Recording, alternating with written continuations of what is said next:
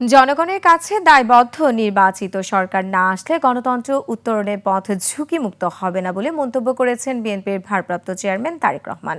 জন্মাষ্টমী উৎসব উপলক্ষে সনাতন সম্প্রদায়ের সাথে শুভেচ্ছা বিনিময় অনুষ্ঠানে ভার্চুয়ালি যোগ দিয়ে তিনি আরো বলেন, আগামী নির্বাচনে পিআর পদ্ধতি উপযুক্ত নয়।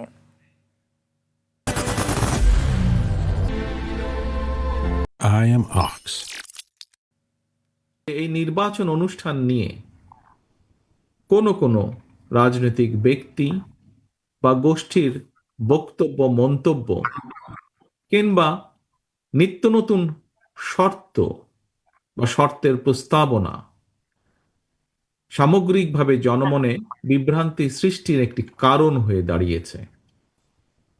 প্রিয় ভাই বোনেরা, আপনাদের নিশ্চয়ই মনে আছে অবাধ, সুষ্ঠু এবং নিরপেক্ষ নির্বাচনে ভোট দেবার সুযোগ পেলে জনগণ বিএনপিকে রাষ্ট্র পরিচালনার দায়িত্ব দিতে পারে এই ভয়ে পলাতক স্বৈরাচার বিএনপির বিজয়ে ঠেকাও এর মতন অন্তর্ঘাতী অপরাজনীতি চালু করেছিল।